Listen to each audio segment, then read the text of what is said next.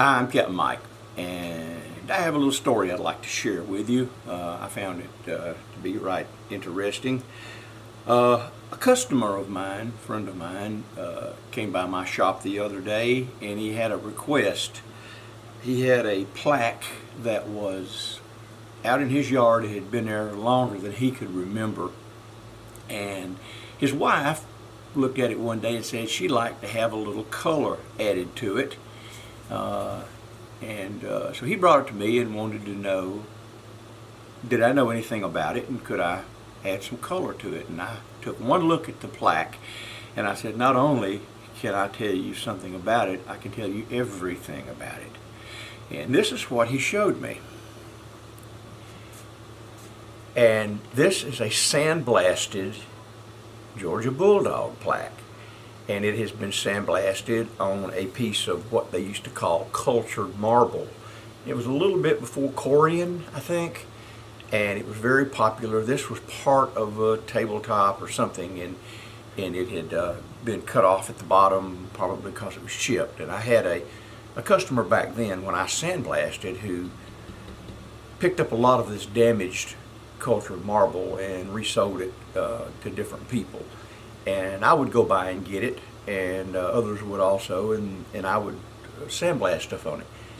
That's where this comes in. I sandblasted this image probably 40 years ago, and I had a little sandblast business then, and someone, I don't know who, originally brought me the photo. Back then there was no computers, there was no digital images, you could manipulate them. Someone had a photograph or a print or a decal of a Georgia Bulldog, and I photographed it because I also dabbled in photography back then, and put it in, developed the black and white film and put it in my enlarger, and in the dark room I copied this image. Actually, I probably blowed up a photograph this size, then light tabled it and copied it around however I wanted to make the image as best I could, and I put it on one of these plaques. This is one of many that I did, and it's all sandblasted in here. It's called a double process, where you cut the outline of this. And oh, by the way, before I get too started, this is what it looked like kind of originally. Probably a lot smaller than this, but as you can see, this is not exactly like this one.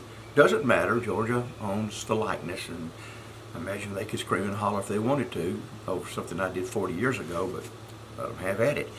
But anyway, we ended up with a layout, which is a tracing with carbon on the back of this, and you put a piece of rubber over this as a stencil, we call it, and then you rub the layout, and the carbon comes off on the stencil, and you cut it out. In this case, we cut along the outside, pulled the whole thing out, sandblasted it till it was rough, and then painted it with white lacquer. We called it lithochrome back then, but it was nothing but a white lacquer.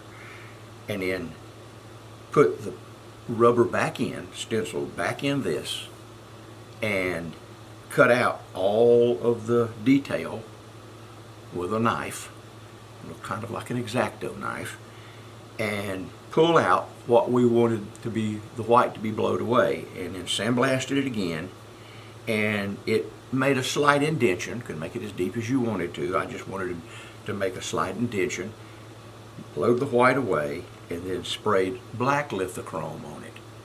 And that was how I done those, and right proud of them. I did a few to people who wanted them, and forgot about them. So here comes the friend, the customer that wanted to know, can I fix this? Could I add a little color to this? And I said, sure, Jim, I can do that. I can add a little color to it. I told him also about a little story too. So that's my blast from the past, and it's odd how somebody can drop something on you that you hadn't thought about in 40 years, and you look at it and you're really pleased with how well it has held up. So what we're going to do now and we'll be through with this video, because I really just wanted to tell you the backstory on it. Is I will paint it up to look something like this, okay?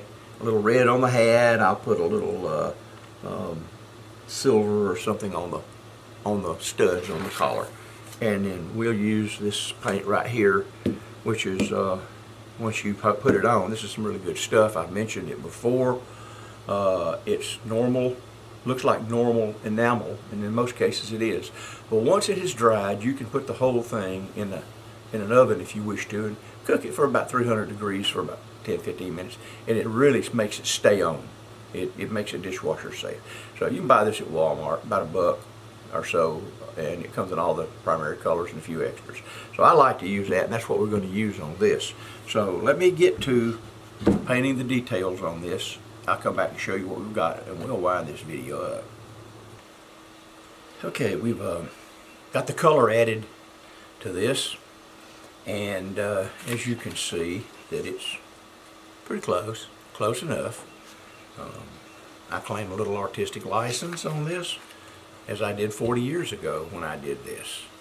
So I've added about 2 coats of this red enamel acrylic, and I added a little sparkly white. What is it called? It's a glitter finish, and I just thought it would add a little dimension and difference from this white to that. So there you go, folks. It's finished. I think that the owner will be satisfied with it. Will it last another 40 years? I doubt it. Red is a really tough color to have last for a long time. It will fade before all others. But we'll see. Hopefully they'll put it somewhere else. They know the story now. There is a little bit of backstory to this. So that's it. I'm through, folks. That is my blast from the past, and I was right excited when I found out about it and recognized this for what it was. Not very often that you get something 40 years from your past come back and land in your lap that you didn't have already yourself and had been keeping, or the family had been keeping. It just shows up. So there you go, folks. I appreciate you watching this video. I hope it wasn't too boring, and I thank you all for watching. I'm Captain Mike, and I'm out of here.